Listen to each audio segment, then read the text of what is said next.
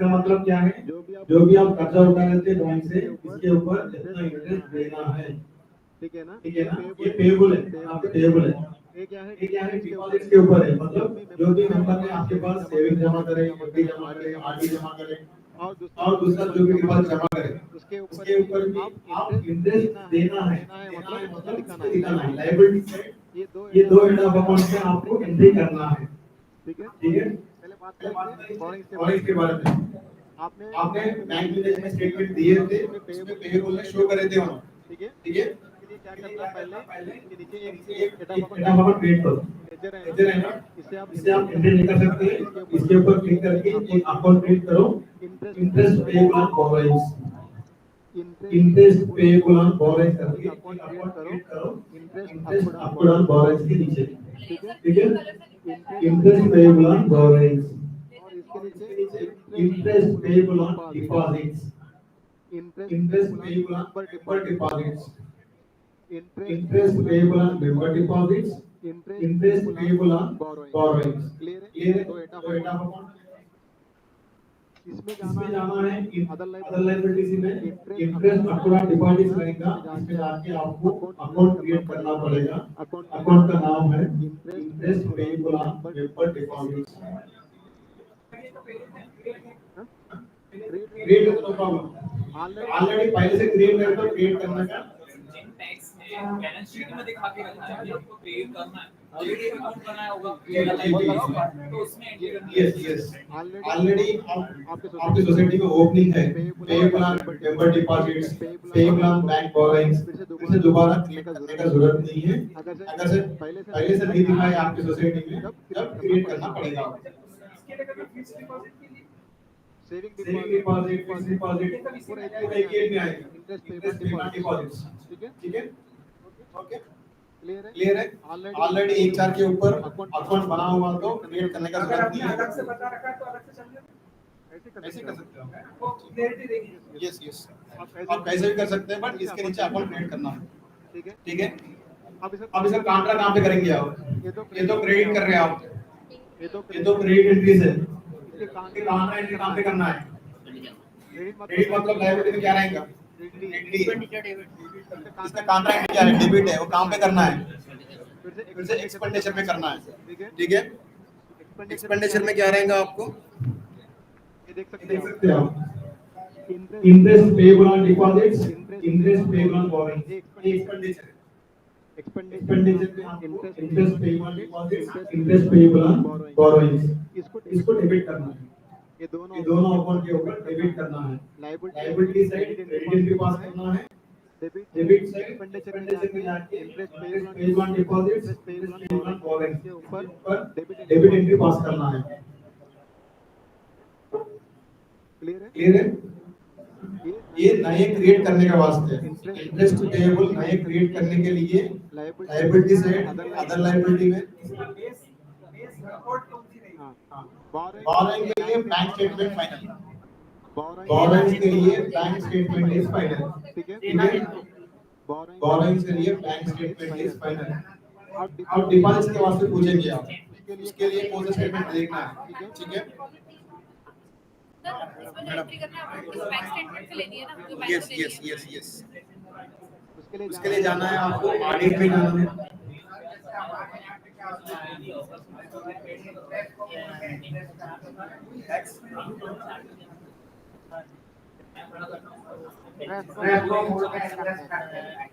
एक एंट्री तो हो जाएगी को ब्याज देंगे, दूसरी चली जाएगी सेट से ब्याज देना है, ये बैंक जो से बैंक का अपना बोरोइंग अकाउंट है उसमें चली जाएगी। प्रकार हमारे ब्याज देना बाकी है हमारे वो 8 में जोड़ दिया तो नफा नुकसान हो गया।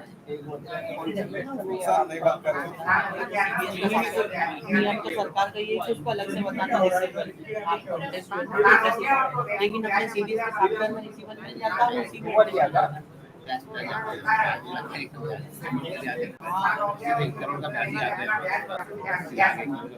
तो ऐसे ही करता है।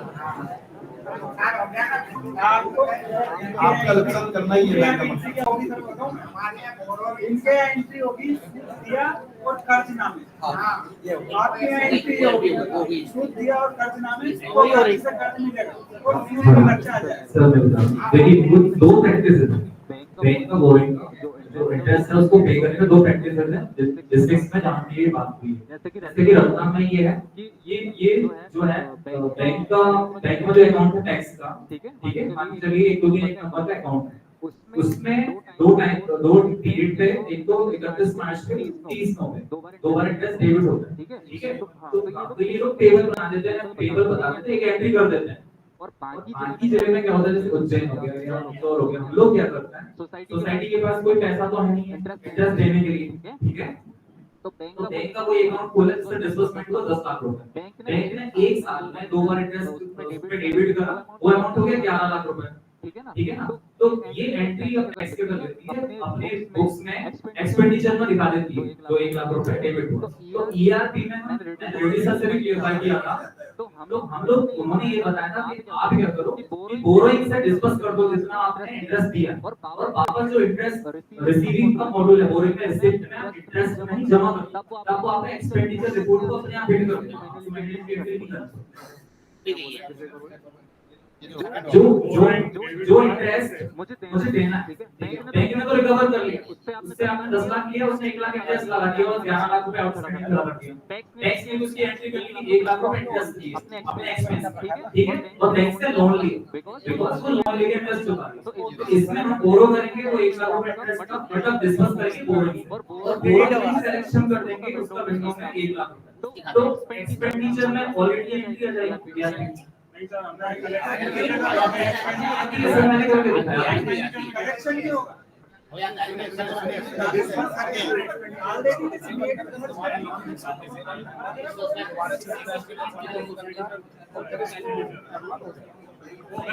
सर जब कलेक्शन करेंगे ना, जैसे कि मैंने प्रैक्टिकल मैंने कलेक्शन एक डिस्बर्समेंट किया 50,000 रुपए का, और बोरिंग में गया मॉड्यूल में कलेक्शन में गया, इंटरेस्ट जो आता है ऊपर आईओडी है ना, उसमें मैंने 50,000 रुपए जमा किए, ठीक है। मैंने एक्सपेंडिचर में डायरेक्टली कोई एंट्री नहीं करी, अब वो मुझे जब मैंने एक्सपेंडिचर खोला इंटरेस्ट एड ऑन बोरिंग, तो वहां पर वो 50,000 रुपए मुझे दिखाई देता है, ठीक है।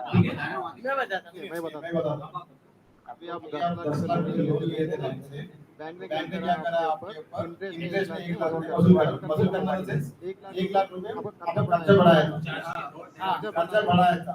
आप क्या करना है उसके लिए, पहले 1 लाख इन्वेस्टमेंट करना है, आपके बोरिंग अमाउंट को बढ़ाना है 11 लाख, ठीक है। एक्सपेंडिचर में जाके इंटरेस्ट पेड दिखाना है, वही तो करना है, यहाँ से भी देखना है। नहीं करना है। वसूली होगी सर, उसकी बैंक की वसूली नहीं तो फिर जो उस अकाउंट पे इंटरेस्ट अप्रूव हो रहा है वो तो कम ही नहीं होगा ना। उसने क्या बोला, बोरिंग अमाउंट में जो भी इंटरेस्ट दिख रहा है वो फाइनल नहीं है, as per the bank statement is the final. ये तो है ही नहीं, बेच ही नहीं करना है। अभी जो बोरिंग क्या पहले से ये बता रहा था हम क्या करते हैं, जो भी बैंक बोरिंग खाता अमाउंट है है, सॉफ्टवेयर मान लो जो भी ये इंटरेस्ट 10 पे लाख कर रहे रुपए, 1 लाख रुपए ब्याज लगा, इंटरेस्ट पे करेंगे तो ये हमने क्रेडिट कर दिया, बोरोइंग पे जाके अभी आप डेबिट 11 हो लाख गया, और एक्सपेंडिचर को हमने डीआर कर क्या दिया, होता है आपको, ठीक है। ऑलरेडी वो एक्सपेंडिचर में इंटरेस्ट जो भी इंटरेस्ट कट पे डाला जाएगा। उसको डेबिट कर दिया, मतलब ठीक है, हाँ। किया खर्चे में डल गया, नहीं यहाँ करना पे है, बैंक वैसे के रख बोरोइंग में बढ़ दीजिए, गया। डायरेक्ट आप अब एक्सपेंडिचर सेविंग करंट अकाउंट में जब भी पैसा रहेगा समिति के, तो आपको ट्रांसफर करेगी पैसा सेविंग करंट से, और इस बोरोइंग में जमा कर देगी। ऐसी होती है, मुझे बताया गया था पहले बताया था कि यहाँ से उस खाते में ट्रांसफर करना है, उसी खाते में इंटरेस्ट पे कलेक्शन कर लेना है। इतना मगजमारी करने से कोई मतलब नहीं है सर। एक्सपेंडिचर क्लियर है ना? क्लियर है ना? पर ये सिंपल है ना तरीका, अपन इसमें कंफ्यूज क्यों हो? आपको 1 लाख रुपए ब्याज लगा किसी भी समिति में, आपने 1 लाख रुपए बोरोइंग मॉड्यूल में जाके करा, क्रेडिट करा, मतलब वो डेबिट हुआ, उल्टा चलता है कि लॉस चलता है। 1 लाख रुपए सीआर हुआ, और आपका जो समिति का एक्सपेंडिचर खाता उसको डीआर कर दिया आपने 1 लाख रुपए से, है ना। यहाँ पे 11 लाख रुपए हो गया आउटस्टैंडिंग आपका, यहाँ पे 1 लाख रुपए खर्चा बढ़ गया। अब जब समिति एक्चुअल में पे करेगी इसको, तो वो तो अपने सेविंग करंट अकाउंट से करेगी। ये पता रहता है कि इंटरेस्ट कितना पैसा जा रहा है और कितना जा रहा है। तो मान लो इसमें 11 लाख है, 9 लाख दिए, 9 लाख नहीं देखो देखो सर, अब इसमें क्या चीज है कि जब भी डीएमआर होता है तो आपके सेविंग करंट अकाउंट में पैसा क्लियर है ना सबको borrowings? जाता है, और जब आप उसको पैसा जमा करते हो ना डिस्कस करो जो तो भी ये करना कभी है। आप कंटिन्यू ये होता ही नहीं है कि डिस्कस आपको मालूम है कि कितना इंटरेस्ट कितना प्रिंसिपल में जा और रहा एक clear है, है तो ना? आपको सीधा सा ट्रांसफर कर तो दो 10,000 को, बाकी प्रैक्टिस की राशि कम हो प्रैक्टिस जाएगी। क्या है, बैंक में इंटरेस्ट लेने के लिए आपके ऊपर borrowing बढ़ा रहा है credit के ऊपर, ठीक है ठीक है? वो एक प्रैक्टिस आप है। अगर दूसरा प्रैक्टिस क्या है, आप खुद दिखा रहे हैं, पेबल दिखा के पेड दिखा रहे हैं। ड्यूरिंग ईयर लास्ट कर ले रहे हैं आपको, फिर से पेबल दिखा रहे हैं नेक्स्ट ईयर के लिए, मतलब वो साल का पूरा ये साल एक्सपेंडिचर दिखा दे रहे हैं और प्रोविजन खड़े कर रहे हैं कि पेबल करके वो नेक्स्ट ईयर में आप उससे निकाल देंगे, ठीक है? ये दो केसेस है। इसमें रिपोर्ट का कोई सपोर्ट नहीं है, बैंक के जो बोरिंग है ना उसके ऊपर कोई सा रिपोर्ट भी नहीं है, बोरिंग मॉडल से आप कुछ देखना नहीं है, उससे कुछ लेना नहीं है। वो नॉर्मल एफएस में जाना है, अदर ट्रांसफर में जाके क्रेडिट लिमिट ऐड करके आपको एंट्री करना है, ठीक है? नंबर रखा है 4 हाँ, नंबर वाली बात करेंगे। ये तो पुराना है, और हमारे पास वाला उसमें वो है 7% 3% वो पूरा हमने बनाया था, ये ब्याज मांगता है, एक हमने बनाया था, एक बार मांगा था कि अपने संजय साहब ने पता नहीं कब डेट के सज्जन साहब ने पता नहीं क्या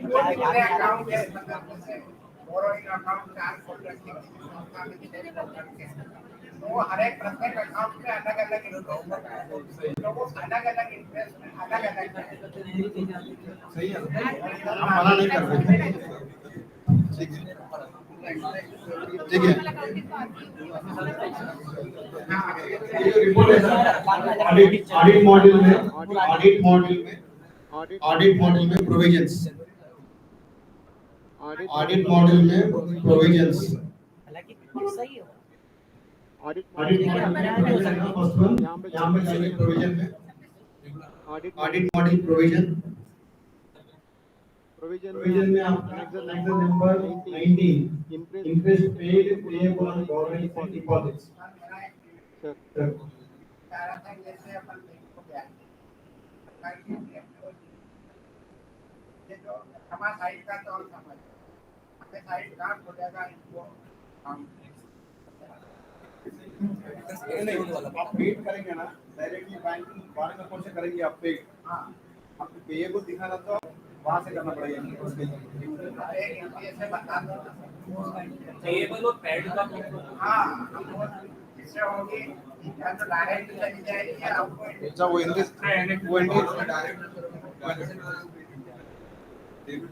सॉरी आप पेबल बना कर रहे हैं, हाँ नंबर ब्याज नहीं खर्चा बुक कर लिया और कर दिया डायरेक्ट बाहर तो टैली कर जाएगा बैंक जब आप तो मैंने जो बताया था उसमें तो पेड ही हो जाएगा, उसमें ना, पेड पेड नहीं करना है, नहीं, पेड ही हो जाएगा। जो बैंक बैलेंस शीट में खड़ा करती है कि अब हमको इतना और देना है पेएबल है, हाँ उनके लिए पेएबल दिखाना है। यस मैं वही तो बता जब से अगर से आपकी बैंक स्टेटमेंट में पेएबल है तभी आपको दिखाना है, आपके स्टेटमेंट में पेएबल नहीं है आपको दिखाना नहीं है, ठीक है? पेएबल कैसा दिखाना है सॉफ्टवेयर में, पेएबल कैसा दिखाना है सॉफ्टवेयर में, उसके लिए क्या करना है, एफएस अदर ट्रांसफर दिखाना कैसा है,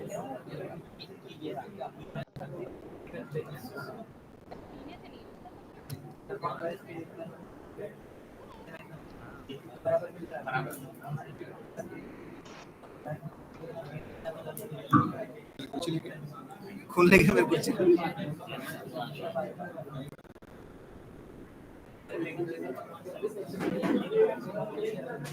ठीक है? ये ऑलरेडी यहाँ पे एडअप अकाउंट है, इंटरेस्ट अकाउंट केसीसी बोरोइंग्स करके एक एडअप अकाउंट है लायबिलिटी में, मैं इसी को यूज कर रहा हूँ, ठीक है? इसी को यूज कर रहा हूँ और मेरा एक्सपेंडिचर में चेक करूंगा इसको।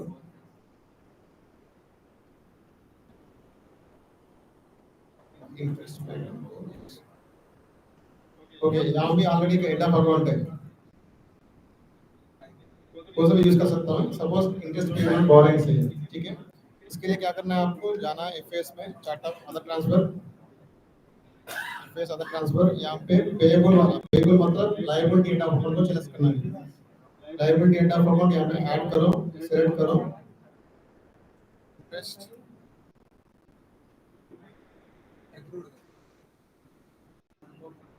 ये इंटरेस्ट सर्कुलर केसीसी बोरोइंग्स इसको सिलेक्ट करना है। यहाँ पे नरेशन लिखना है, पेएबल इंटरेस्ट,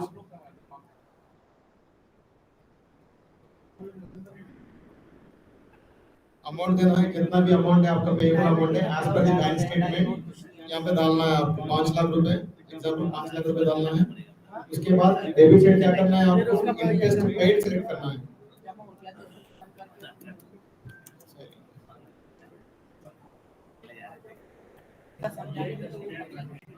ये जो है देखो interest paid on animal KCC loan, ये किसमें आ रहा है, इंटरेस्ट पेएबल में आ रहा है, इंटरेस्ट पेड ऑन बोरोइंग्स में आ रहा है। इंटरेस्ट पेड है क्या, ठीक है कौन सा ले सकते हैं आप, अकाउंट क्रिएट करे थे ये तो है पेएबल में ही है, पेएबल में ही है, बट हम अकाउंट क्रिएट करें पेड करेंगे सर, कहां लगे इसको सेलेक्ट कर सकते हैं आप यहाँ पे ये अभी आ रहा है ना, अभी सही कर देंगे पेएबल।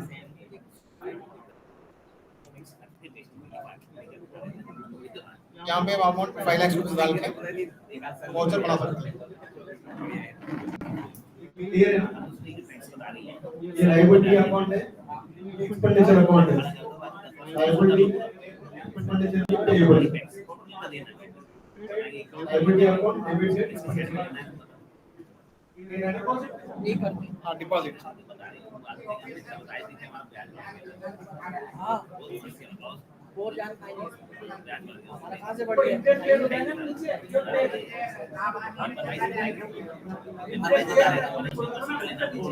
ब्याज अनुदान होगा तो उसमें अलग आ जाएगा। वो साल में आप वो साल में क्या होगा, पेंशन क्या बनेगा, ये तो खड़ा होगा, एक लाख देखिए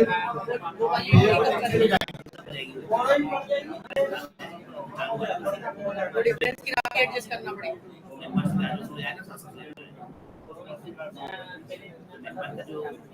interest paid on member deposit, member deposit के ऊपर इंटरेस्ट कैसे पे करना है, पे को कैसे दिखाना है, उसके लिए जाना है ऑडिट में प्रोविजंस, ऑडिट में प्रोविजंस, प्रोविजंस में आपका रिपोर्ट है annexure number 19 interest paid and payable on borrowings and deposits.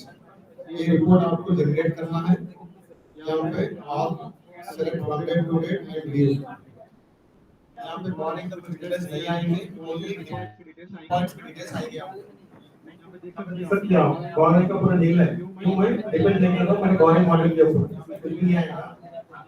Deposit लेंगे, डिपॉजिट में कितना इंटरेस्ट पे करें, ईयर में आप इंटरेस्ट पेड ये ईयर में कितना इंटरेस्ट पे कर सकते थे, पेएबल कितना चाहिए, तो कितना इंटरेस्ट पे करना है 31 के ऊपर, ठीक है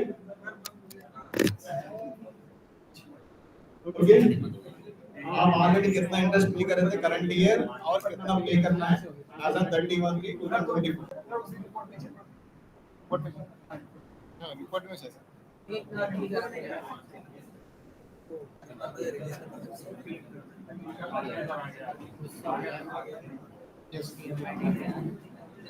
ये ऑलरेडी पेड है 3,82,470 रुपीस, ये पेड है ऑलरेडी एक्सपेंडिचर कर रहे थे आप, ठीक है 57,359 रुपीस है, ये पेएबल करना है, मतलब 31/3/2024 के ऊपर कितना अमाउंट और फिर वापस करना है इंटरेस्ट, ठीक है ये वापस नहीं करे थे हम, ये वापस कर चुके थे, ठीक है ना। क्या आएंगे इसमें, ओनली आपके एफडी आरडी आएंगे सर अलग-अलग चाहिए, एफडी आरडी ये 57,000 में एफडी आरडी तो शामिल है, वो सेविंग भी शामिल है, सेविंग नहीं है टर्म डिपॉजिट मतलब एफडी आरडी दे रहे हैं, interest paid and payable mode again deposit, तो डिपॉजिट में सेविंग भी है और एक छोड़ दो और सेविंग्स नहीं है। डिपॉजिट एफडी और आरडी हां वही डिपॉजिट एफडी आरडी पूरे आएंगे इसमें, आपको अलग-अलग चाहिए, अलग एफडी का कितना है, आरडी का कितना है, और सेविंग का हमारे यहाँ सब अलग-अलग बता दो। जो सेविंग जो है ना, सेविंग सिक्योरिटी देना है कोई नहीं पे करते, ठीक है नहीं करते डायरेक्ट और आइटम पे नहीं करते, काम करिए, 2 मंथ्स करेंगे। टेबल क्यों बता रहे हो? प्रोविजन लगता है ना सेविंग पे, तो ब्याज आप पोस्ट कर ही दोगे ना ऑलरेडी, तो टेबल का तो सवाल ही नहीं उठता। एफडीआईडी पे प्रोविजन होगा कि सेविंग अकाउंट पे करके पेपर देना रहेगा नहीं है। हमारे सोसाइटी में वो 10 लोगों को देते, 15 लोगों को देते, 20 लोगों की देते इंटरेस्ट। ये अब तो देना पड़ेगा ना सर सभी को। वो उनका मैनुअल फॉलो करते हैं, वो लोग उसको फॉलो नहीं करते। टेबल क्यों बताएंगे उसमें? टेबल नहीं बताएंगे ना, वो तो देने ही है ना। एफडीआईडी में टेबल रहेगा। तो पेड है, इसमें कुल मिला के रहेगा, कॉलेज के ऊपर, एफडी के ऊपर, आरटी के ऊपर रहेगा। ठीक है, आप बोल रहे थे ऑलरेडी सेविंग को दे दिया है, देना ही है ना। उसको इंक्लूड कर सकते हैं आप सेविंग। तो पेबल है कि आरटी का इसका इंफॉर्मेशन चाहिए, इसके लिए क्या करना है, रिपोर्ट है, उनकी बातें बोल के उसमें रिपोर्ट है, तब इंटरेस्ट पेड पेबल करना है। पेड पेबल रिपोर्ट है, वो रिपोर्ट से आप एक रिपोर्ट निकाल सकते हैं। दिखाएगा आपको कितना पे करें, कितना पेबल है।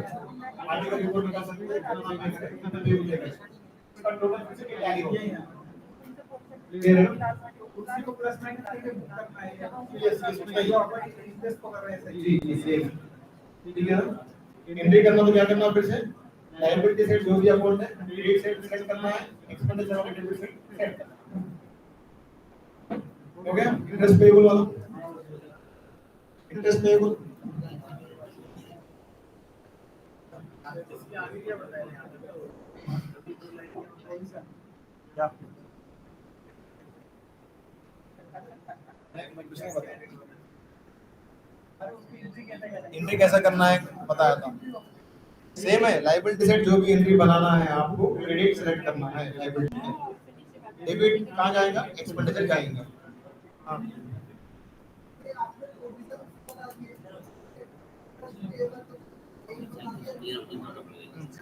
ये सारी एंट्री करने के बाद या तो सोसाइटी लॉस में होगी या तो प्रॉफिट में होगी या तो लॉस में होगी। प्रॉफिट लॉस एंट्री नॉर्मली नहीं करना है। प्रॉफिट लॉस एंट्री है ना,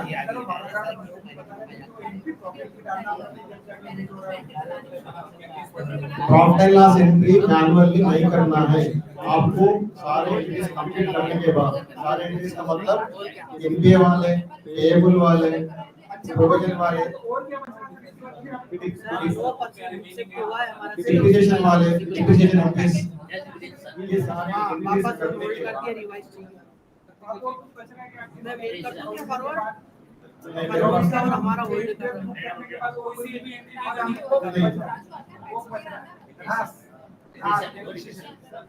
हमें तो पता है डिप्रिसिएशन हो रहा था। नहीं कुछ नहीं करना।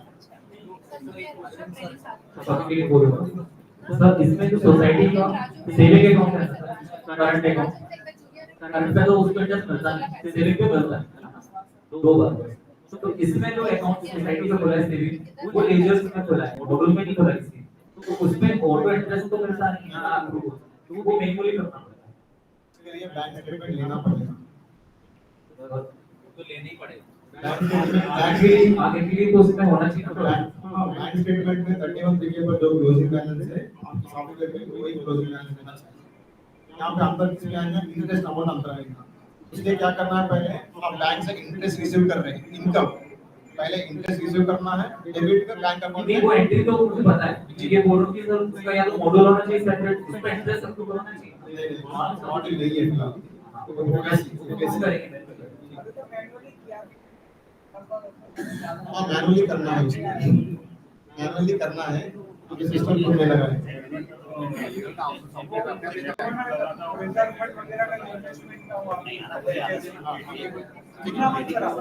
मैं करूँगा, ठीक है।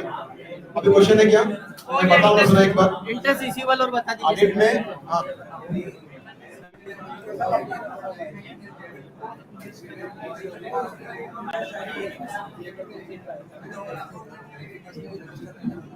इसलिए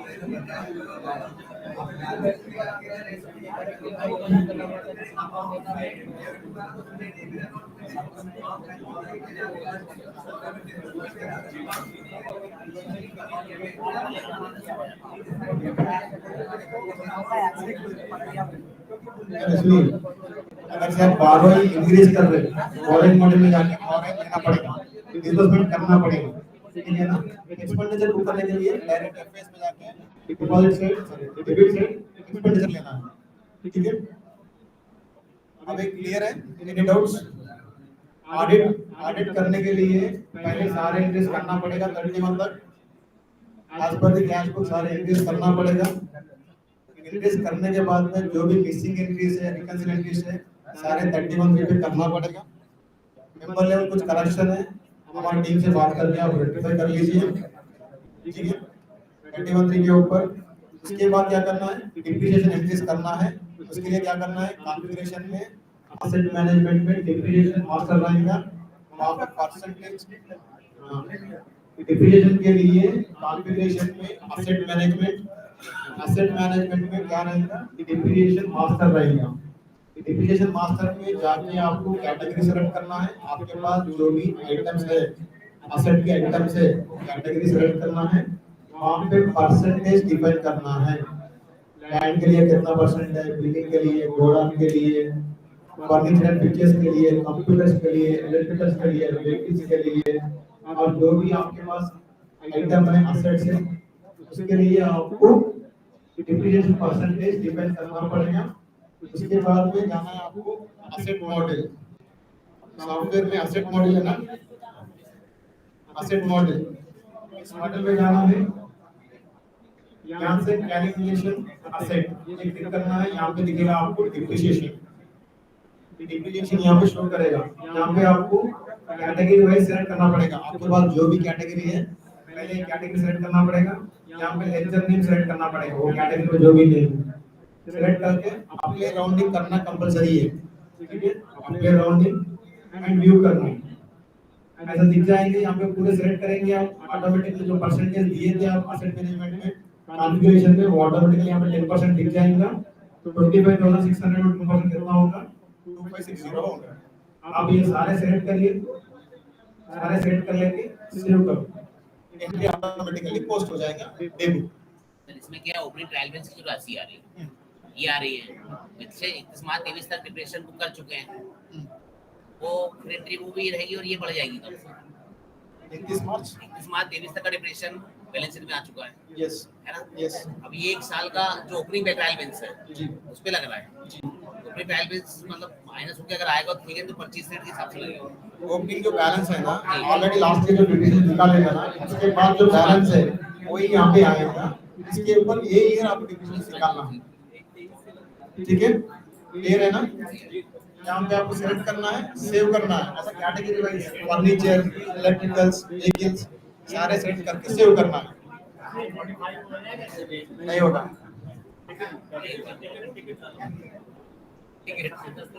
ठीक है। जो भी करेक्शन आएगा तो टिकट रेज करना पड़ेगा, क्लियर है। ये करना है डिप्रिसिएशन। इसके बाद में एनपीए वाला करना है, एनपीए रिपोर्ट जनरेट करना है, प्रोविजन क्रिएट करना है, एसेट में इंटरेस्ट रिसीवेबल क्रिएट करना है, ठीक है। उसके बाद में इंटरेस्ट पेएबल करना है, पेएबल मेंबर जो मेंबर कराएगा, बैंक कराएगा, ये बैंक से आप स्टेटमेंट लेके करना है, ठीक है। आप 3 एंट्री कर लिए, डिप्रिसिएशन, एनपीए, पेएबल वाले, यहाँ से आपके सारे एंट्रीज हो गए, करेक्शंस सारे हो गए। बाद में ये 3 एंट्रीज करना है। इसके बाद क्या करना है, प्रॉफिट डालना है, एंट्रीज सोसाइटी का प्रॉफिट कितना है वो एंट्री आप मैनुअली नहीं करना है। सोसाइटी का जो प्रॉफिट एंट्री है मैनुअली नहीं करना है, वो सिस्टम ऑटोमेटिकली बुक करेगा, ठीक है। उसके लिए क्या करना है, एक पैरामीटर है FAS configuration, FAS configuration FAS parameter master. Parameter master में जाना है, आपको जो सीरियल नंबर 7 है, during audit prepare provision entries automatically. 7th one है parameter during audit prepare provisions entries automatically parameter को नो है किसको यस करना है। ये तो प्रोविजन अपन ने कर चुके हैं, वो भी है ये भी इसमें ऑटोमेटिक हो जाएगा क्या? प्रोविजंस नहीं होंगे। प्रोविजन नहीं होगा। प्रोविजन करने के बाद करते हैं। हाँ। ये अलाउ करने के बाद हमें नहीं करना नहीं पड़ेगा, ट्रायल जाएगा अगर सारी एंट्री हो गई तो, है ना? यस बिना डेट ये हम चेक कर सकते हैं, या और इस लेवल पे मतलब वो फाइनल ईयरिंग लो, ईयरिंग नहीं करना है उसका पहले ये यस करना है, Yes. ट्रायल बैलेंस नहीं है, ये पैरामीटर को यस रखना है। 7-1 पैरामीटर को सारे एंट्री करने के बाद सारे कौन से एंट्री आएंगे आपके, डिप्रिसिएशन एंट्री, एनबीए एंट्री और आपके पेएबल एंट्रीज, ये एंट्रीज करने के बाद आपको इस पैरामीटर 7th पैरामीटर को यस करना पड़ेगा।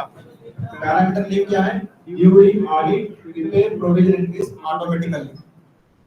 इस पैरामीटर को यस रखना पड़ेगा। यस रखने के बाद क्या करना है, एफएस में जाके रिपोर्ट्स में profit and loss before date report रहेगा, profit and loss before date report रहेगा, उस रिपोर्ट को जनरेट कराओ। जनरेट करने से क्या होगा, वो रिपोर्ट जनरेट होने के बाद ऑटोमेटिकली बैक एंड में एंट्री जाएगा प्रॉफिट का, मतलब सोसाइटी प्रॉफिट में या लॉस में बेस्ड ऑन द रिपोर्ट एक एंट्री ऑटोमेटिकली सिस्टम कर देगा। एफएस में रिपोर्ट्स में before date profit and loss report, profit and loss before date, इस रिपोर्ट को रन करना है। रन करने से सोसाइटी में जो भी प्रॉफिट है या लॉस है उस एंट्री में सिस्टम ऑटोमेटिकली एंट्री करेगा डे बुक में। सर कोई समिति सर प्रोविजन नहीं करती है और इसको यस कर दी तो सिस्टम का ऑटोमेटिक प्रोविजन कर देगा क्या? रुकिए जरा, ठीक है सुनिए पहले, ये पैरामीटर मैं यस कर रहा हूँ यहाँ से, क्लिक ऑन अपडेट, अपडेट हो गया है। एफएस में जाना है, रिपोर्ट्स में ये जो profit and loss before date report है, इस रिपोर्ट को जनरेट करना है आपको, ठीक है ना। इस रिपोर्ट को जनरेट करके आप व्यू करने से ये रिपोर्ट जनरेट होने के बाद एंट्री ऑटोमेटिकली कैप्चर करेगा सिस्टम, ठीक है ना, पोस्ट भी कर जाएगा। आप जितने बार वो पैरामीटर गेस करके रिपोर्ट जनरेट करेंगे उतने बार अपडेट होते रहेगा। कुछ एंट्रीज मिस करे आप, profit and loss report generate करे थे, बीच में कुछ एंट्रीज मिस करे थे 31 के ऊपर, फिर से दोबारा आप एंट्रीज करे थे, वो प्रॉफिट एंड लॉस में रिफ्लेक्ट हो तो ऑटोमेटिकली फिर से ये रिपोर्ट जनरेट करने से फिर से अपडेट होगा। जितनी बार चाहे उतनी बार नो डे एंड के फुल अपडेट करके हाँ, डेट करने से पहले, डेट करने से पहले ही अपडेट कर सकते हैं, ठीक है ना। अब ये सोसाइटी देखिए, ये सोसाइटी कितना लॉस में है अभी, 27 लाख लॉस में दिखा रहा है, ठीक है ना। अभी मेरे पास ट्रायल बैलेंस है,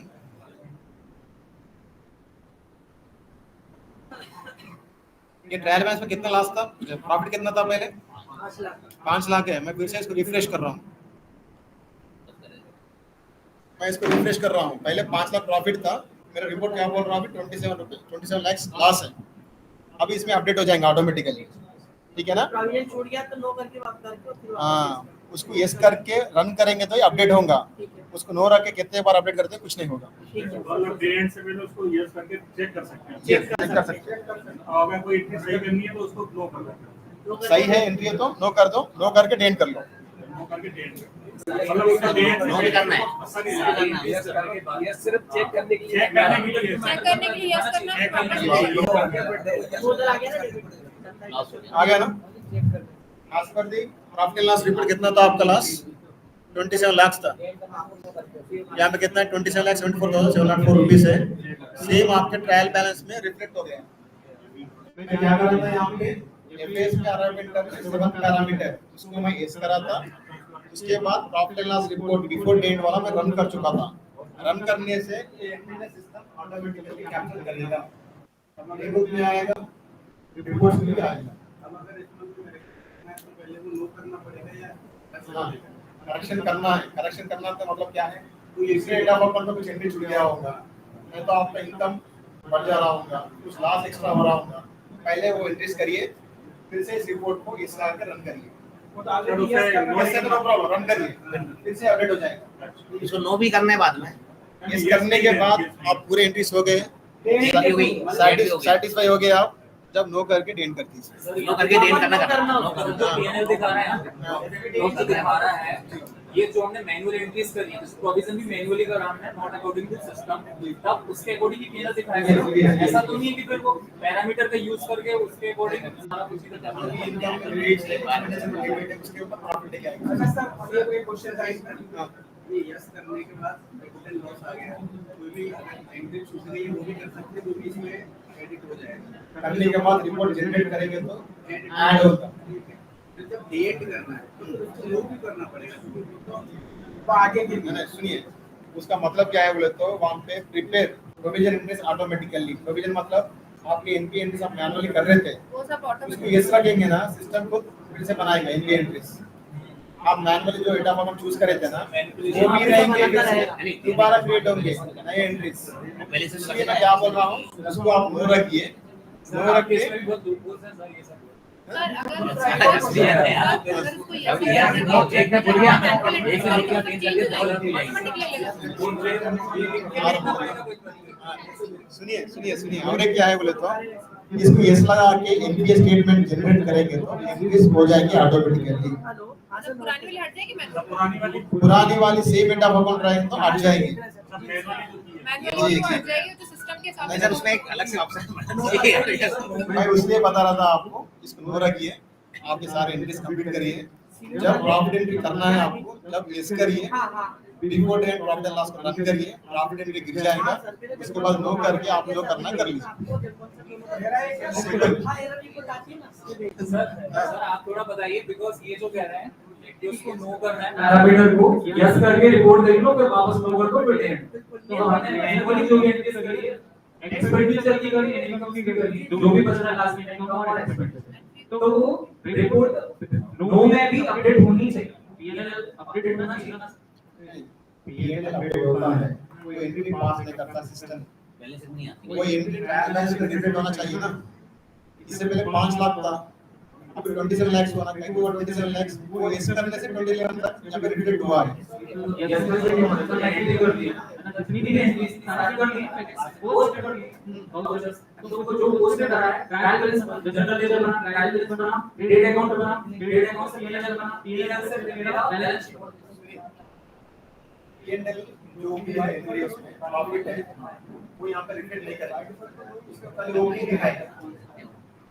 जो डेबिट क्रेडिट एंट्री है ना ये आप मैनुअली करना पड़ता है पहली बात थोड़ा ट्रिकी नहीं है सुनिए क्योंकि उसने अगर किसी ने भूल गया क्योंकि ऑपरेटर्स को हमने ऐसा को भूल गया किसी ने तो वो हमारा क्लियर करा है सब खत्म हो जाएगा और इसके अकॉर्डिंग पूरा अपडेट हो जाएगा।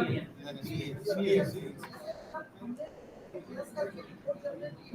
और नो करेंगे 1/24 का जो फाइल बैलेंस निकले 1/24 का 1/24 का जो फाइल बैलेंस निकला उसको प्रॉफिट से उनका प्रॉफिट क्या है हाँ इसको यस करके रिपोर्ट निकालेंगे तो वो डिफरेंस नहीं आएगा। इससे पहले आपने सोसाइटी कौन सा था चले गए नहीं यहाँ पे एक बैठे थे बालाघाट में क्या इशू था उन्होंने 1/4/2023 के ऊपर ओपनिंग ट्रायल में स्टार्ट कर रहे थे 30th तक उन्होंने डेट कर चुके थे 31 डेट नहीं हो रहा था। क्यों डेट नहीं हो रहा था ये प्रॉफिट वाला एंट्री नहीं था उनके ट्रायल बैलेंस की वो क्या कर रहे थे मैनुअली एंट्री करे थे मैनुअली एंट्री करने से क्या हो गया उनका ओपनिंग ट्रायल बैलेंस चेंज हो गया फिर से 31 से डेट नहीं हो रहा था। ठीक है मैं उसके क्या बोल रहा हूँ वो पैरामीटर यस करके रिपोर्ट जनरेट करके से ट्रायल बैलेंस में ये एंट्री डेबिट या क्रेडिट हो जाएगा। ठीक है ना आप डेट कर सकते हैं आप डेट हो जाता है अभी लीन हो जाए यहाँ पे लीन होने के बाद और जैसे आप नो करवा रहे हैं अगर नो करवाने से ये अगर एक साथ में डिफरेंस नहीं होता इसका देख लेना भी इसका एक 4 लॉगिन करके देख लेते मैं ऑलरेडी देखा ना उसमें कराना डेट कराना आपके सामने अभी हमने अगर होगा उस कंडीशन नहीं होगा नहीं सर जैसे ही मैंने पैरामीटर यस करा जैसे ही पैरामीटर यस करा सॉफ्टवेयर को तो तुरंत ही उसके अकॉर्डिंग अपडेट कर देना सॉफ्टवेयर डेटा पैरामीटर बोल रहा है during audit period provision setting automatic है ना। तो स्टार्टिंग में हम लोग बात कर रहे हैं आज देखिए जो एनएलपी के मॉडल करके ऑटोमेटिकली है, तो नो का मतलब वही है। यस जैसे कि अपन ने कहा, तो जो एनपीके को जनरेट हो रही है वो वाली पूरी एनपीके को करके जाएंगे नहीं, केस करने से एनपीए की एंट्रीज नहीं होगी ऑटोमेटिकली। उसके लिए एनपीए रिपोर्ट को जनरेट करना पड़ेगा दोबारा। एनपीए स्टेटमेंट दोबारा जनरेट करने से क्या होगा, वो एंट्रीज अपडेट होंगे, बट आपको करना नहीं है, वो ऑलरेडी आप मैनुअली कर चुके थे। आपको जनरेट करना है, प्रॉफिट एंड लॉस एंट्री करना है आपको। उसके लिए profit and loss before date report पे जनरेट करना है, केस करके। जैसे किसी ने मैनुअल करे सर और एनपी रिपोर्ट यस करने के बाद एनपी रिपोर्ट कर दी है, ये फिर अपडेट हो जाएगी ना वो। सुनिए, मैं उसके क्या बोल रहा, सारे एंट्रीज कंप्लीट करने के बाद लास्ट में इस केस की before date profit and loss report run करें। कि वो आप बोल रहे हैं कि सबको वही करना ये रिस्की है सर, ये वाला ऑप्शन तो रिस्की, यस करना रिस्की है। तरह समझ रहे हैं कि इसका मतलब तो क्या है, केवल एनपी की बात कर रहे हैं, एनपी बात, लेकिन उसका इफेक्ट हो रहा है प्रॉफिट एंड लॉस पे, है ना। इसको अपन डिलीट नहीं कर सकते कि ऐसे बहुत सारे लोग कैसे गलती करते हैं, गलती करते हैं ऑटोमेटिकली हो जाएगा। ये जो तरीका नहीं है, अगर सब मैनुअली प्रॉफिट एंट्री डालेंगे, सिस्टम आपको टेन करने नहीं देगा। मैनुअली डाल रहा है, सर मैनुअली क्यों डालेंगे? इसको सर दो ऑप्शन हो जाए, 7 नंबर जो है प्रोविजन वाला अलग हो जाए और प्रॉफिट एंड लॉस वाला लग जाए। प्रोविजन को यस नहीं करेंगे और प्रॉफिट एंड लॉस को यस करके आगे बढ़ा जाएंगे। सर ये कह रहे हैं कि गलती से अगर दूसरी रिपोर्ट जो है एनपीए वगैरह अगर वो भी जनरेट कर ली वो ऑटोमेटिक डबल हो जाएगी ना। उसको अगर दो एक ऑप्शन में लिखा है वो एनपी वाला और प्रॉफिट वाला, वहाँ 2 ऑप्शन करते हैं, प्रोविजन वाला अलग और प्रोविजन को यस करना ही नहीं करना। प्रॉफिट एंड लॉस को ऑटोमेटिकली जनरेट होना ही ऑटोमेटिक नहीं बोल रहे हैं सर। प्रॉफिट एंड लॉस में लॉस या प्रॉफिट आ कहां से रहा है? पहले वो कहां से आ रहा है? एंट्री से आ रहा है, एंट्री से आ रहा है। समझ रहे नहीं है, प्रॉफिट एंड लॉस रिपोर्ट अलग है, ट्रायल बैलेंस रिपोर्ट अलग है। ठीक है, सब अलग है, उसी से प्रॉफिट एंड लॉस रिपोर्ट में जो भी प्रॉफिट या लॉस हो रहा है ना, उस एंट्री को ट्रायल बैलेंस में शो करने के लिए एंट्री करना पड़ता है। ठीक है ना। उस एंट्री करने के लिए इस पैरामीटर को यूज करके आप before date profit and loss report generate करने से ऑटोमेटिकली ट्रायल बैलेंस में वो प्रॉफिट और लॉस रिफ्लेक्ट होगा। उसका मतलब वो है, ठीक है ना। आप बोल रहे हैं कि प्रॉफिट एंड लॉस में जो आ रहा है वो आना चाहिए। ट्रेडिंग अकाउंट, ट्रेडिंग अकाउंट मेरा ये कहना है कि हमने प्रॉफिट एंड लॉस यस करके कर दिया, फिर हमको मालूम पड़ा कि हमने ये एनपी प्रोविजन कुछ गलत कर दिया, तो जिससे हमारा प्रॉफिट एंड लॉस प्रभावित हो रहा है। यस, अब आपने जो बताया कि हमने यस करके फिर हमने वापस उस रिपोर्ट को जनरेट करा, इस रिपोर्ट को एनपी वाली ये एनपी वाली जी, तो वो तो सारी चेंज हो जाएगी, अपने आप हो जाएगी। इसके अकॉर्डिंग हो जाएगी। हाँ, ये सुनिए, सारे एंट्री कंप्लीट करने के वही बाद तो कह रहा हूं, सारे एनपी जनरेट करने के बाद चीना ही नहीं है, ये एंट्री करना ही नहीं है, ये पैरामीटर नो रखना ही है, सारे एंट्री करना है। वो एक स्टैंडर्ड है। अब हमको लग रहा है कि एनपी एंट्री नहीं करना, लॉस बहुत ज्यादा आ गया। देखिए, आप एक काम करिए, आप इस पैरामीटर को वही रखिए, आप मैनुअली प्रॉफिट एंट्री बुक करिए। ये नहीं कर सकते। आप बोल रहे ना नहीं होगा डे एंड। अभी कर लीजिए, मैं उसका प्रोविजन दे दूंगा। क्या बोल रहा था, इस पैरामीटर को वही रखिए, आप उसको कुछ नहीं करना है।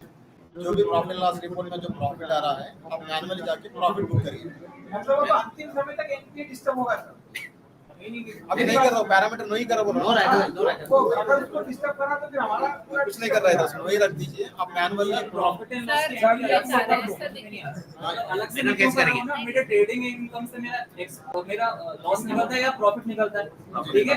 इनकम और एक्सपेंडिचर से मेरा प्रॉफिट या लॉस निकलता है, तो वो इसमें अपडेट होना चाहिए ना ट्रेडिंग अकाउंट में और प्रॉफिट पीएनएल में, और वहां से इसमें रिफ्लेक्ट होना चाहिए प्रॉफिट। पीएनएल में अपडेट होता है, ट्रेडिंग में अपडेट होता है, बट वो प्रॉफिट ट्रायल बैलेंस में बैलेंस शीट में आने के लिए आपको एंट्री बनाना है।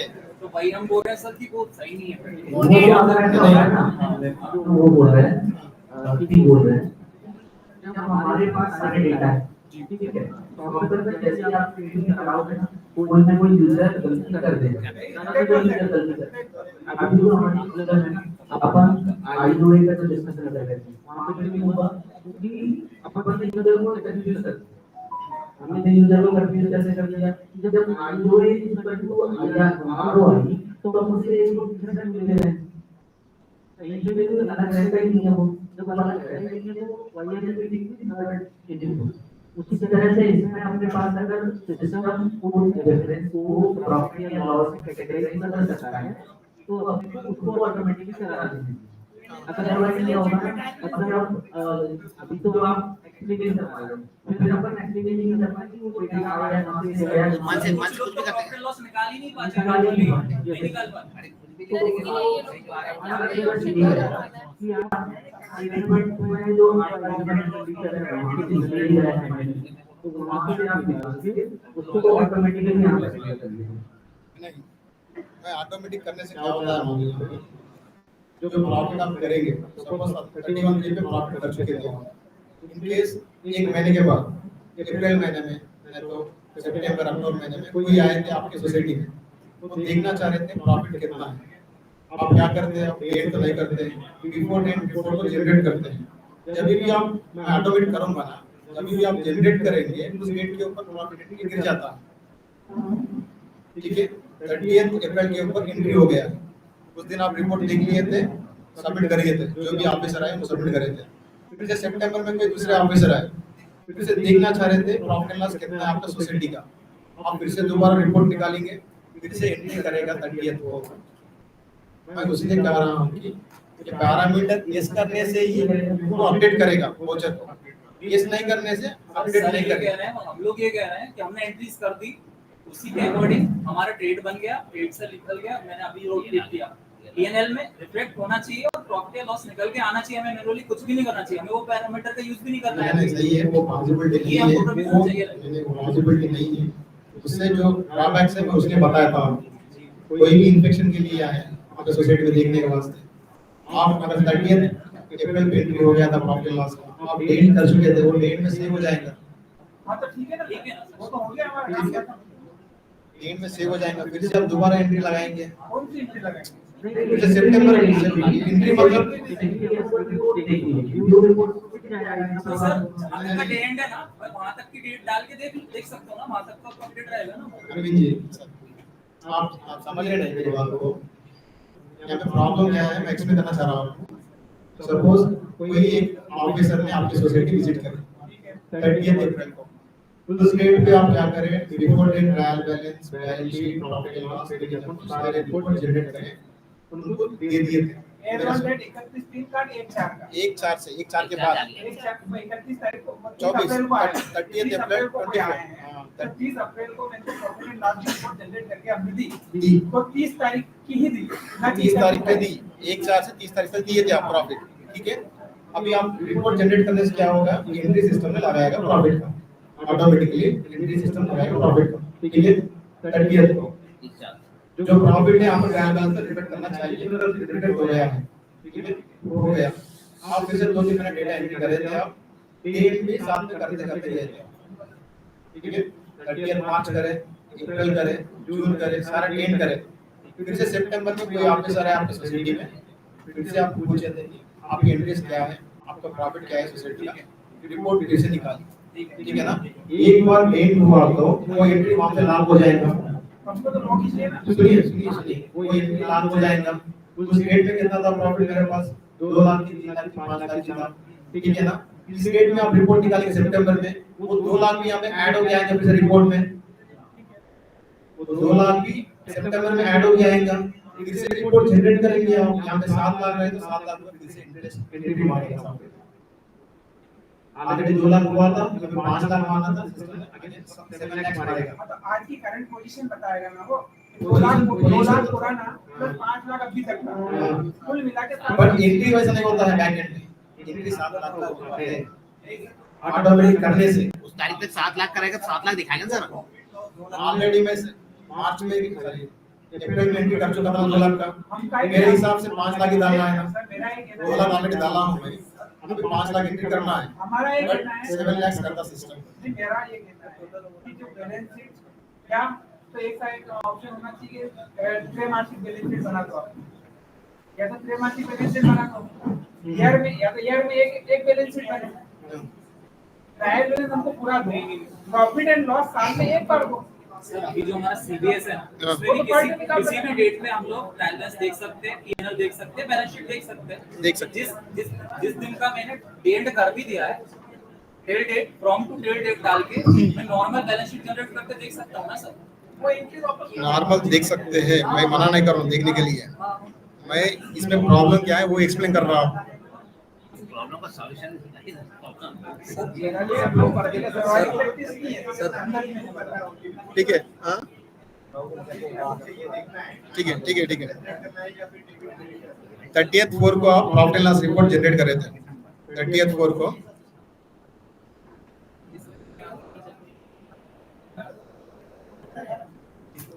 30th 4 2024 को आप profit and loss report generate करे थे सॉफ्टवेयर में आपको दिखाया था 2,50,000 सपोज एग्जांपल।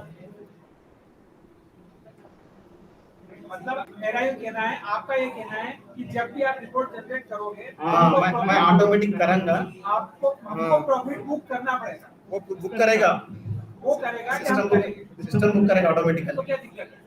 सुनिए बीएनएल के अकॉर्डिंग ही करेगा। दिक्कत नहीं है, मैं समझा रहा हूँ दिक्कत। सुनिए 2 लाख यस रखूंगा तो मैं 2,50,000 रुपए में रिपोर्ट जनरेट करा था 30th को, वो डेट तक प्रॉफिट कितना था मेरा 2,50,000 ही है। ठीक है, ये एंट्री सॉफ्टवेयर ने कर चुका है। मैं पहले ऊपर मार्च का भी लिख लिया। 30/4 का 31 मार्च को उसका नहीं बात कर रहा हूँ, वो तो कंप्लीट हो गया, उसको छोड़ दीजिए। ठीक है। ये मैं इसका बात कर रहा हूँ नेक्स्ट ईयर का। ठीक है ना, यहाँ पे 2,50,000 था मेरा प्रॉफिट, मैं पैरामीटर एस करा था, मतलब डिफॉल्ट एस रखा मैं उसको। ये profit and loss before date report में जनरेट कर चुका हूँ। ये 2,50,000 का एंट्री पैकेज में हो चुका है, जो भी है एग्जाम्पल 2,50,000 रुपीज। ठीक है, ये एंट्री हो गया है। ये कहाँ तक 30th 4 तक, बट एक्चुअली तुम्हारा 30th एंड प्रॉफिट कितना है आपका 30th 9 को आपका टोटल प्रॉफिट 1/4 से लेकर 30th 9 तक आपका प्रॉफिट है सपोज 15 लाख है। ठीक है ना, 15 लाख आपका प्रॉफिट है 30th 9 को। अब यहाँ पे आप ये रिपोर्ट जनरेट करेंगे दोबारा, आप फिर से 15 लाख का एंट्री करेगा इस डेट के ऊपर। जब क्या होगा अल्टीमेटली आपका प्रॉफिट ये दिन तक 15 लाख ही है, बट ऑलरेडी 2,50,000 रुपए 30th 4 को एंट्री हुआ था, वो वैसे ही रहेगा। फिर से ये 15 लाख फिर से वैसे ही आएगा। पर डे की एंट्री के साथ अपडेट क्यों नहीं करेगा सर? हाँ सुनिए, ये जो डेट करे ना यहाँ पे, इस डेट पे लागू हो गया, वो डेट पे फिर से नहीं जाएगा सिस्टम। ठीक है, एक सेकंड, आप बता रहे हैं प्रॉफिट एंड लॉस की रिपोर्ट दिखा रहे हैं। Yes. अब जब 20 अप्रैल को 2.5 लाख रुपए 25 लाख रुपए प्रॉफिट था, तो उस दिन का टैक्स की स्थिति थी। अब 30 नवंबर देखेंगे तो केवल उस दिन तक टैक्स लॉस में है कि प्रॉफिट में। इनको बताना चाहिए जो पहले वाला जो भी था, तो उसका लॉक क्यों हो रहा है? सर 31 मार्च के साथ सुनिए डेट का मतलब क्या है पहले? डेट का मतलब उस डेट में एंट्री नहीं कर सुनिए डेट का मतलब क्या है? उस डेट तक इतना भी एंट्रीज कर चुके थे आप, वो डेट में दोबारा आप एंट्री नहीं कर सकते। ठीक है ना, मैं क्या करा अभी 30th 9 तक मैं डेट कर चुका हूँ। ठीक है ना, मतलब प्रॉफिट का एंट्री मैं उस दिन निकाला था, उस दिन एंट्री हुआ था, वो लॉक हो गया अंदर। 30th 4 को 2,50,000 का एंट्री प्रॉफिट का एंट्री हुआ था, वो लॉक हो गया था। ठीक है ना, वो ट्रायल बैलेंस में रिफ्लेक्ट हो रहा है आपको। फिर से 30th 9 को आप फिर से दोबारा प्रॉफिट लॉस रिपोर्ट जनरेट कर देते हैं। 1/4 से 1 डेट तक 15 लाख है। सिस्टम क्या करेगा, उसको अपडेट नहीं कर पाएगा, क्यों? ऑलरेडी डेट हो गया है, वो डेट का वाउचर को डिलीट नहीं कर सकता। सुनिए मेरी बात, यही बात मैं बोल रहा था, इसलिए मैं उसको डिफॉल्ट नहीं दे रहा था। इसलिए सारे एंट्रीज एक चार्ट से तो नया डेटा जो चल रहा है उसके अकॉर्डिंग प्रॉफिट एंड लॉस बनना चाहिए। हमारा तो ये कहना है कि प्रॉफिट एंड लॉस की प्रॉपर अपडेट होना चाहिए पर डे के साथ। पर डे के हिसाब से ही होना चाहिए। Profit and loss report update होता है पर डेट के हिसाब से, बट ट्रायल बैलेंस शीट में रिपोर्ट करने के लिए एंट्री क्लास रिपोर्ट होगा, नहीं होगा। जनरल सीडीएस जो बैंक का सीडीएस चल रहा है जी। तो के प्रॉपर प्रॉफिट एंड लॉस को बुक कर रहे हैं, तो थोड़ी राम में होगा। मुझे नहीं पता ना सर उसके बारे में, मैं मेरा सिस्टम के बारे में आपको बता रहा हूँ। ठीक है सर, मेरे सिस्टम में ये मैकेनिज्म है, सर से बात करें। ऐसा है। मुझे सीडीएस के बारे में क्यों जानना है? नहीं एक बात बताओ, मुझे नहीं पता ना वो कौन रेडी करे, मैन्युफैक्चर करे जो सॉफ्टवेयर। मेरा सॉफ्टवेयर में ये मैकेनिज्म है, मैं आपको कोशिश कर रहा कि समझाने के लिए, तो करने से क्या गलती होगा वो समझा रहा था। बेसिकली अपना तो मैनुअली हमारा तो यूजर सिंपल समझे, आप लोग भी समझेंगे प्रॉफिट एंड लॉस है। एक बार ऑटोमेटिक बन जाए, जैसे 31 मार्च को 12 हो गया, एडवोकेट हम ऑडिट करता कर लेते हैं तो पीएनएल फ्री हो जाता है नहीं डीलर तो क्या फ्री कर देगा और अपन जो आपने मैनेजमेंट मानते हैं वो लेके गए या जैसे कि लेवल की रिपोर्ट है ऐसे लेवल की रिपोर्ट है तो फिर भी नहीं हो पाएगी कि यूजर को नहीं कर देंगे तो ऑटोमेटिक करना अपन प्रोविजन करेंगे ये ऑटोमेटिकली एडिट हो जाएगा एंड दूसरा विदिन द रेट आपको अगर की बनानी है तो विदिन द रेट वो सिलेक्ट करके इस रेट से रेट के बीच में अगर उसको profit and loss statement generate करना है तो जनरेट हो जाएगा होता भी है आपको क्या है अगर से बिटवीन डेट लगाए तो प्रॉब्लम नहीं, बिटवीन डेट करने से प्रॉब्लम नहीं। आप 1-5 से रिपोर्ट निकाल रहे हैं तो प्रॉब्लम नहीं है, आप 1-4 से निकालो तो प्रॉब्लम है। मेरे सॉफ्टवेयर में प्रॉब्लम है, बता रहा हूं आपको। आप 1-4 से रिपोर्ट निकालेंगे तो प्रॉब्लम है। क्यों प्रॉब्लम है? 30th कोर के ऊपर ऑलरेडी पास करा था सिस्टम। 1-5 से आप रिपोर्ट निकाले, ऑलरेडी आपके पास प्रॉब्लम आप रिपोर्ट तो रहेगा 30th मार्च 30th अप्रैल के ऊपर वो रिपोर्ट ले लीजिए और 1-5 से फिर से आज डेट तक फिर से आप रिपोर्ट जनरेट करिए और उस डेट के बीच में जो भी प्रॉफिट है वो एंट्री करेगा सिस्टम। आप जो कहना चाह रहे हैं ना, आपकी जो प्रॉब्लम है वो मुझे आधी अधूरी समझ में आई है। वो इतनी समझ में आई है कि 31 मार्च पे किसी पैक्स का 5 लाख का प्रॉफिट था, ऑडिट हो गया, बात हो गई खत्म। अब 1 अप्रैल को मैंने लॉगिन किया, ठीक है। 1 अप्रैल को जब मैं पीएन और मैंने कुछ एंट्रीज कर दी, मैंने एक्सपेंस की एंट्री कर दी। 1/4/24 को मैंने जनरेट किया पीएनएल, तो वो क्या अपडेट देगा? वो एंट्रीज का देगा, वो केवल उतनी एंट्रीज का बस देगा। 1-4 की एंट्री से देगा। तो वही तो आएगी ना सर, और एक्यूमुलेटेड में दिखाएगा ही पिछले साल का। पिछले साल का वहां पर रिपीट नहीं हो रहा, वो क्या ना पिछले साल का वैसे ही रहेगा पिछले साल का। मैं वही बोल रहा हूँ कि पिछले साल में जो मेरी संचित हानि थी, मेरा एक्यूमुलेटेड लॉस था 50 लाख, ठीक है, या मेरे को और लॉस हो गया 5 लाख का, तो 55 हो गया, तो वो तो स्टिल है। अब जो भी पर डे के हिसाब से पीएनएल निकलते जा रहा है वो उसमें ऐड हो जाएगा, या तो प्रॉफिट हो एक चार के बाद चलेगा, एक चार से एक महीने प्रॉफिट लॉस है वो नेट प्रॉफिट देगा आपको। प्रॉफिट लॉस में नेट प्रॉफिट ही आएगा, नेट लॉस आएगा, but accumulated profit accumulated loss नहीं दिखाएगा। प्रॉफिट लॉस रिपोर्ट है वो क्यों नहीं दिखाएगा? देखो वैसे ही रहेगा भाई, एज पर सीएस नाम से वो एज पर दी कानून का सिस्टम है ना, वैसे ही रहना है रिपोर्ट फॉर्मेट। अगर से आप एक्यूमुलेटेड देखना चाह रहे हैं, आप बैलेंस शीट देखिए और ट्रायल बैलेंस भी देखिए, प्रॉब्लम क्या है सर? उसमें देखिए। अभी भी आप समझे नहीं, आप समझे अभी भी समझे प्रॉब्लम क्या है? ठीक है। ठीक है, अब सुनिए 1-4 से 24 1/4/2024 to 30th 2024, ठीक है। 24 next year, not last year, next year I am talking about, okay, from 1/4/2024 onwards up to 30th 2024 आप जो भी ट्रांजैक्शन करे थे सोसाइटीज में या प्रॉफिट या लॉस जो भी हुआ था, any officer visited your society on 30th 4, कोई ऑफिसर आए थे आपके सोसाइटी में, वो मांगे थे आपको आपका ट्रेडिंग बिजनेस रिपोर्ट दे दीजिए, प्रॉफिट एंड लॉस रिपोर्ट दे दीजिए। आप क्या कर रहे थे? आपको सर बोल रहे थे ना उस एंट्रीज को आप डायरेक्टली ऑटोमेटिक करो बोल के बोल रहे प्रॉफिट वाला, ठीक है ना। वो करने से प्रॉब्लम बता रहा हूं। अभी क्या होगा, मैं इस डेट के ऊपर प्रॉफिट एंड लॉस रिपोर्ट को मैं जनरेट कर चुका हूं। यहाँ पे क्या हुआ, 1 महीने में जो भी बिजनेस कर चुके थे आप, यहाँ पे 2,50,000 रुपए का एंट्री सिस्टम ने ऑटोमेटिकली पास करेगा उसको यस करने से, वो पैरामीटर डिफॉल्ट करने से हो गया। आप फिर से 30th 9 को गए थे, कोई फिर से एक ऑफिसर आए थे आपके, तीसरा को क्या होगा? तीसरा को मैंने रिपोर्ट निकाली पीएनएल की, अब इसमें क्या होगा? वो पैरामीटर को यस करने के बाद ऑटोमेटिकली ट्रायल बैलेंस में बैलेंस शीट में रिफ्लेक्ट होगा, 1 महीने के ट्रांजैक्शन के अकॉर्डिंग आ जाएगा, ठीक है ना। यहाँ पे एंट्री हुआ था, आपने एंट्री करते करते चले गए थे, अप्रैल का डेट करे, मई का डेट करे, जून का डेट करे, जुलाई कर दिए, अगस्त करे, सितंबर में आए, सितंबर का डेट नहीं करे थे आप।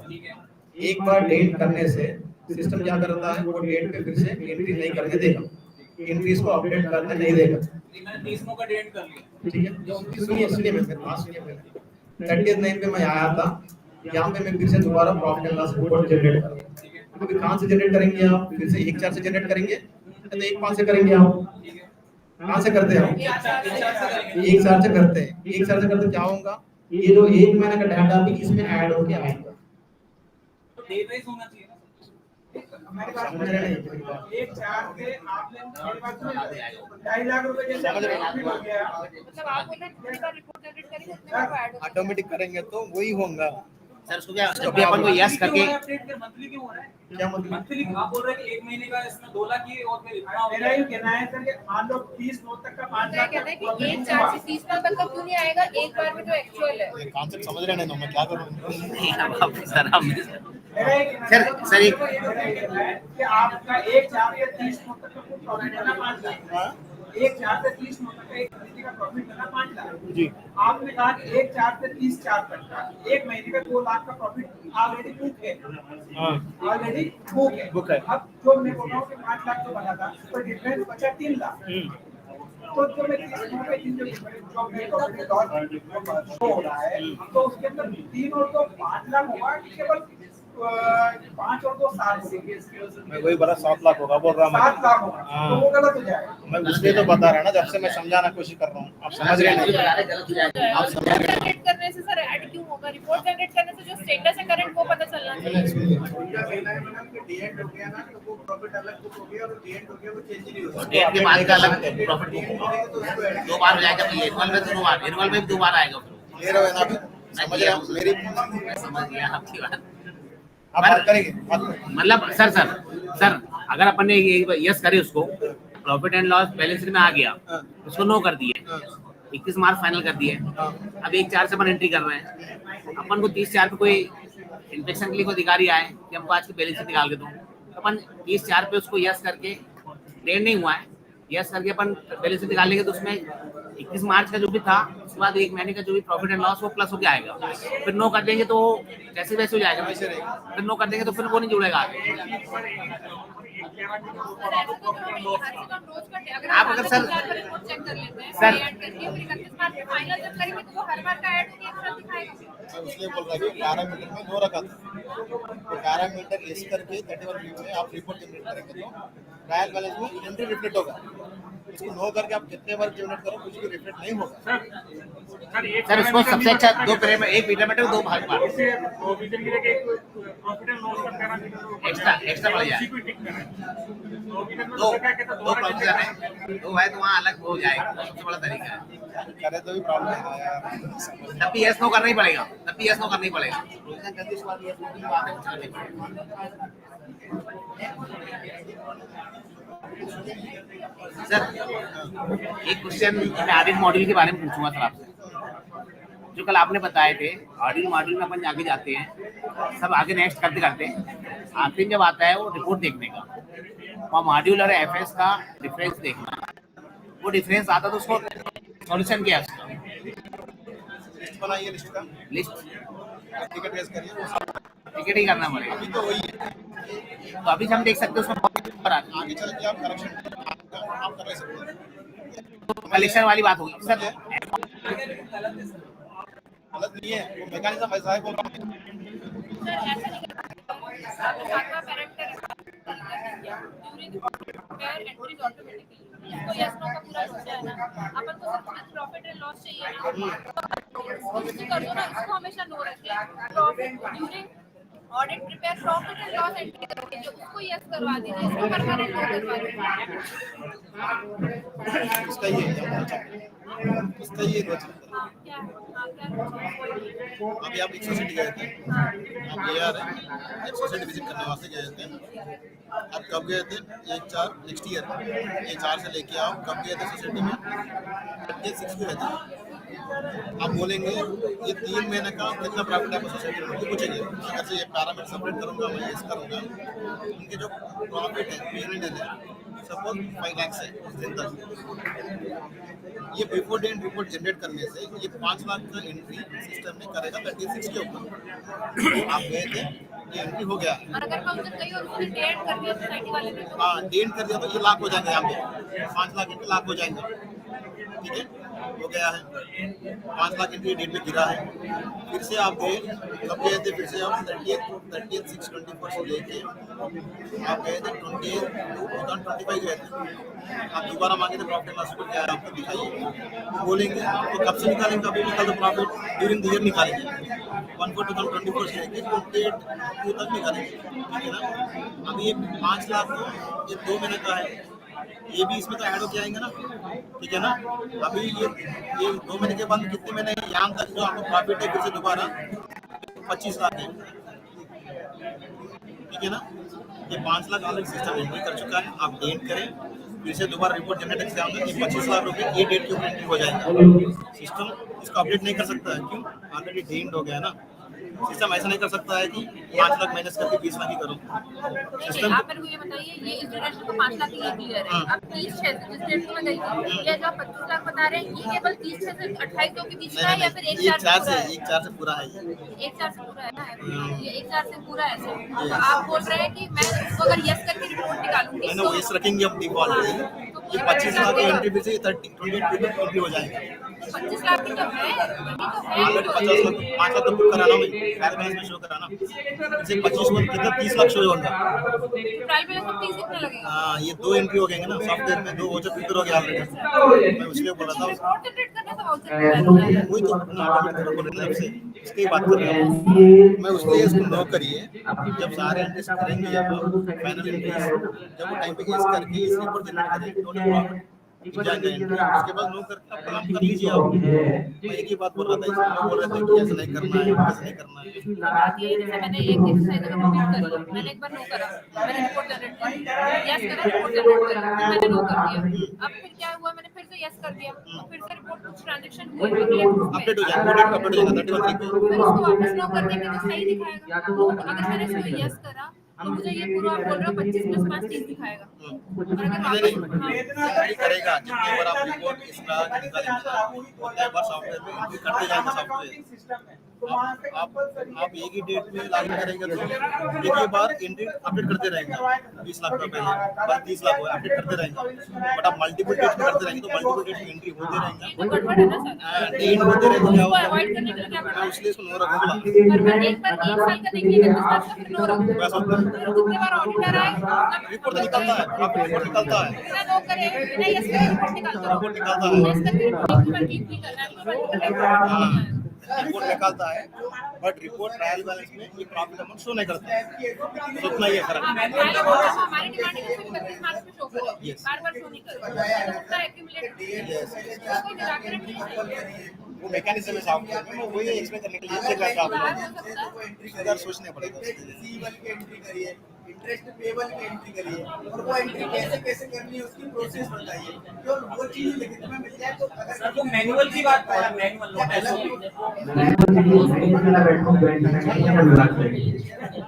आप जो मेरे को बना के देंगे वो नहीं करवा। थोड़ा सा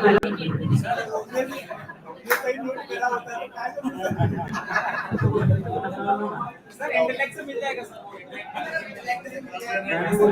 आप जब आपने डेट की प्रोसेस जो आपने मुझे शेयर की थी, ठीक बोल रहे हैं, तो उस प्रोसेस में ये जो इम्प्लीमेंटेशन नहीं, जो आप बना रहे हो टारगेट भी कर रही है, तरह से उसको साइड से कर सकते हैं, वो नहीं हुआ। तो आप अगर आपको कोई बड़े थोड़ा मैनुअल उसका तो आप जो सर्कुलर से बात हो तो इसमें नहीं कर सकते हैं, इसको नहीं, मैं ऑलरेडी लिखा है ना आपको, वो काफी है। कंपलसरी हो जाएगा सबके, वो कंपलसरी हो जाएगा सर। ये आपके साथ सिस्टम कितने परसेंट मतलब करेक्शन 80% अच्छा है, 80% है, तो भी जो है थोड़ा बहुत एक वो डिफेक्टिव वाला सुधरा है, सब नहीं सुधरा है, एक बार एक दो बार एक तो फट जाता है। हां, अपडेट करना, नेक्स्ट टाइम अपडेट हो रहा है। अभी नहीं लास्ट टाइम मैंने करा था ना, एक कुछ लिखा नहीं, एक बार कमेंट करे थे आप, कमेंट करके नेक्स्ट टाइम दोबारा करेंगे तो वो अपडेट हो जाएंगे।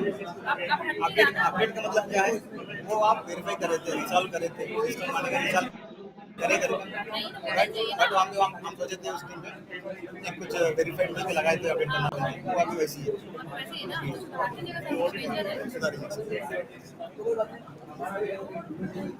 सब मेरा साइट वाला आ रहा है, आप अभी कहीं चले जाएंगे? तो आप थोड़ा रेस्ट कर लीजिएगा, उसके बाद रिकॉर्ड लेके बैठिएगा। आप एक साथ कर लेंगे ना?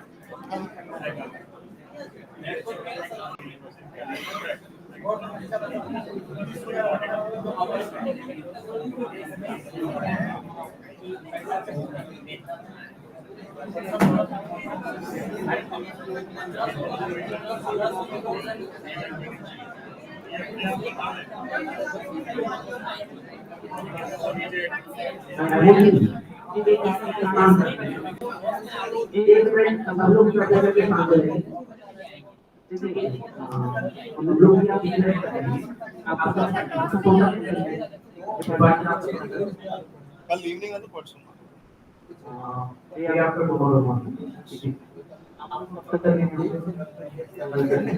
आज थोड़ा सा टाइम मतलब 9 डिनर के बाद तो थोड़े लाइक हो जाए उसके बाद और भी लोग कहीं किसी भी बैठ जाए और आप टाइप कर देंगे, आप बताते जाइएगा कि जो बोलिए यही चीज लेना है तो टाइप कर देंगे। अगर इसी शॉर्ट के साथ लिखें तो ड्रॉप हो जो भी आपने बताया आप बताते जाना कि लिखते जाना। मैंने क्या बताना है वो तो पूछ प्रोसेस उसको एक्सप्लेन करके मैनुअल प्रिपेयर करना चाह रहे हैं यूजर मैनुअल। क्योंकि क्या हुआ है आप तो दो बता रहे थे कि कुछ बनाया आप लोगों को तो लिखने के बाद अगर कोई मैनेज हो जाता है तो आप बताते जाना। भाई एक मैनुअल आपके पास मैनुअल में पर्टिकुलर का डिटेल नहीं है। वही कहना चाह रहे हैं जो 4 एंट्रीज वगैरह कभी मुझे मेरे पास नहीं है क्या? इंग्लिश का भी है, मैं एक बार भेज देता हूं। आप एक बार भेजिए, वो सैटिस्फाई हो तो ठीक है, नहीं और कुछ करना तो करेंगे उसका। ट्रैक से भेज देंगे सर, पहुंच के भेज देंगे तो बना के किसी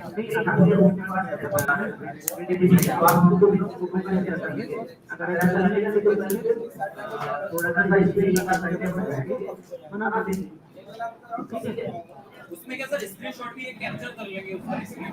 हां मैं अभी तो कोई कंपनी के आपको वो यूज करना है लेकिन आप लोग पूरे स्क्रीन को फायदा होता है थोड़ा सा चाहिए अब हम कुछ कराने के लिए क्या मैं तो कोई बात नहीं देखने के लिए पढ़ने हुआ है आप अपने घंटे के लिए तो सबके लिए है।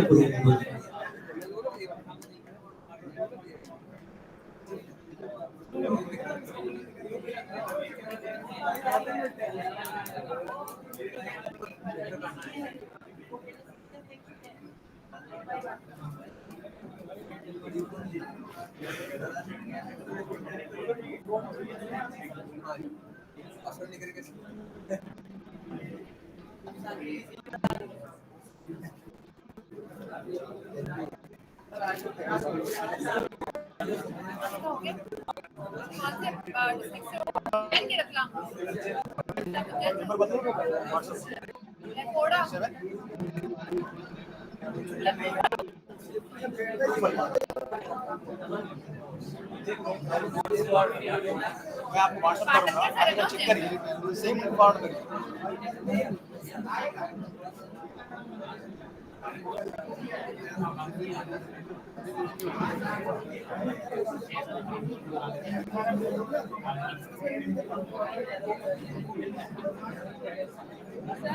हम हमारी फैक्ट्री की कितने बजे आ जाए वो लोग 7 साढ़े 7 तक आएंगे। हां आ जाइए 8 बजे तक आएंगे।